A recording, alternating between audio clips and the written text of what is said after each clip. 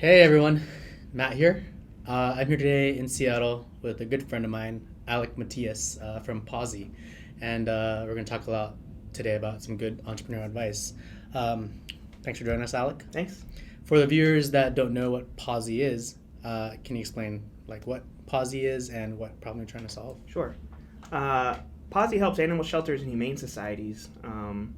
We help them with a suite of SaaS applications, kind of an animal health platform, to manage many of the functions that they oversee, including pet licensing, low-cost surgery scheduling, trap, neuter, return programs, which reduces the feral cat population. So, their mission is to rescue, rehome, and rehabilitate. It's our mission as well, and we're doing whatever we can to support them.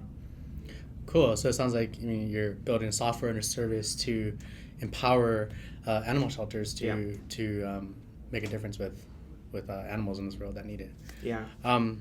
So I've known Alec for a while now. I think before we even started Pawzii, and so I've seen just tons of growth and tons of cool things coming out in the last year.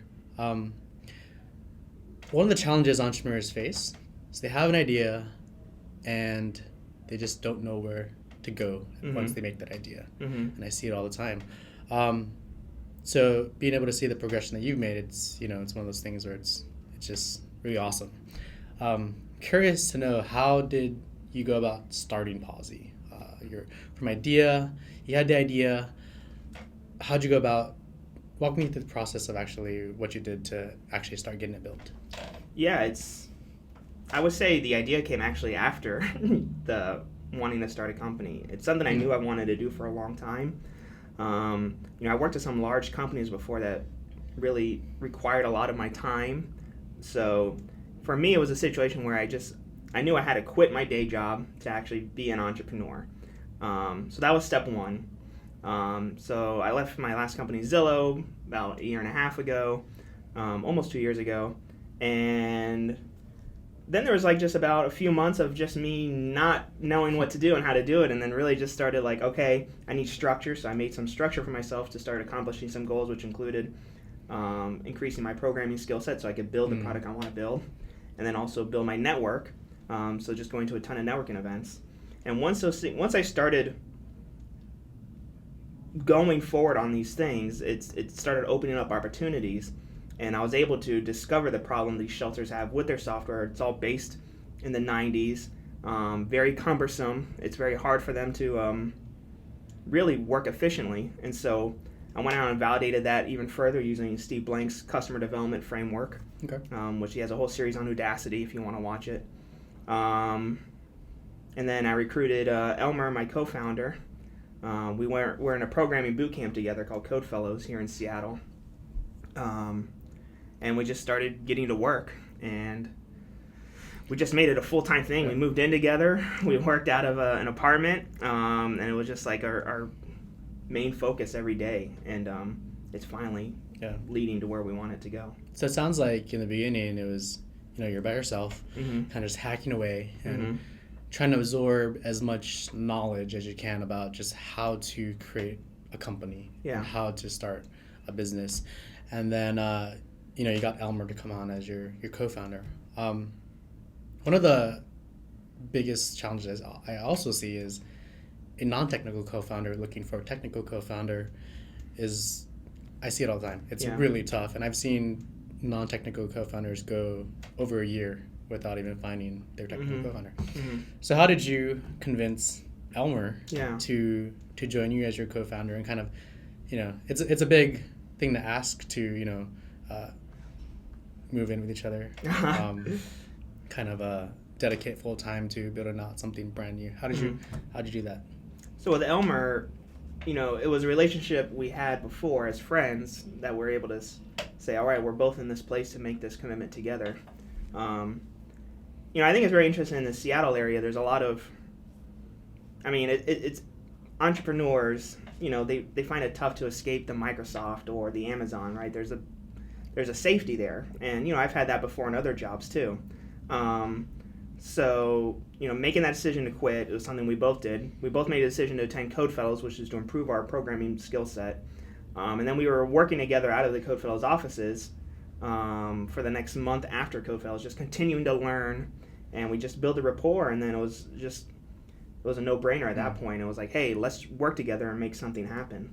And then, we've seen each other every day ever since, Yeah. You mentioned Code Fellows, and I know you're a huge fan of Code Fellows. I'm a huge fan of Code Fellows. In fact, we should get them started in. Yeah, for sure. Time. Yeah. I noticed, recently, now you're in 9 Mile Labs, and I think you have a bunch of interns. How many do you have? Right now we have 5 apprentices. Okay, 5 apprentices. And they came from Code Fellows, right? How did you, this is another layer, how did you convince these apprentices to join your company and code and hack away for you for the next few months? I think one of the skills you need to have as an entrepreneur is you need to be open and you need to give back. And so, all these relationships started with me helping them learn Ruby on Rails, advice on how to get a job, resume review. So, I was definitely helping them in the beginning, and then when they graduated and they go out on the job market, and some of them are finding, my lack of experience is hurting me in interviews. We crafted an apprenticeship program to really help them, support them, get that experience and that resume bullet they need to go to the next level. And once we were doing that successfully with some apprentices, I went to Zillow or Expedia. We were able to get more, and it kind of just snowballed from there.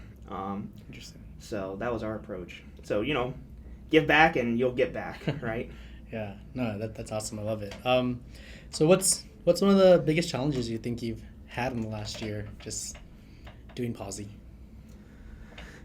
As a first-time entrepreneur, there's so much to learn.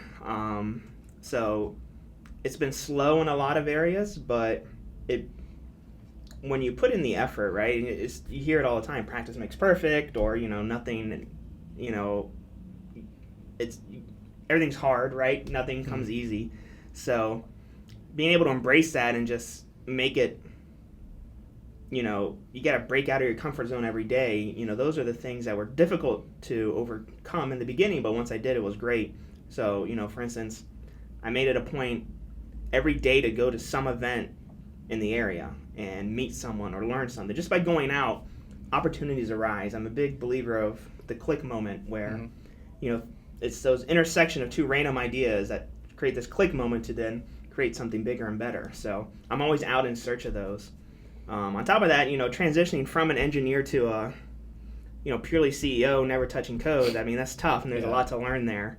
So you have to learn how to talk to customers every day, be comfortable with that. What's the other important part? You have to close, right? You can't... Yeah, closing is important. Yeah. People be nice and say, yeah, that sounds cool, I could use that in the future, but you got to really get that ink to paper, and to be able to move forward, because that's the only way your company's going to grow. So just getting good at dealing with those situations, it's tough, but it's just as simple as doing it, So what would be, I guess, your advice for entrepreneurs that are encountering these hurdles? How do they get over them, or what is there anything that you personally kind of do yourself to overcome these barriers, or is it just you just need to crash through it? What I do is I recognize when I have that feeling inside me where I'm scared, or there's that little thing in my stomach, and it's like, oh God, I'm afraid of what's going to happen if this doesn't go the way I think about it. When you get that feeling, recognize that that's what you should be doing. Because before I would just be afraid and then never do it, and then again I never got anything. But recognizing that, okay, I'm feeling that feeling because this is something I should be doing right now, and address that issue, and then you won't have that feeling anymore, and you won't have it the next time you encounter that situation. So that's been my strategy. Cool. Well, I love everything that Alec's been doing in the last year and a half that I've known you. Anything you want to tell to the audience as far as anything coming up with Pawzii, any announcements, or just any plugs you want to Sure. give? Well, number one, license your pet. Only 12% of people do it, but it's the most effective way in your pet going home if it gets lost. 90% of licensed pets are returned within 48 hours. Oh, interesting. Pets that aren't licensed or have any identification, there's a greater than 80% chance you won't ever see them again, especially if it's a cat. 98% of missing cats are never returned home. So license it with the city of Seattle or King County, wherever you live.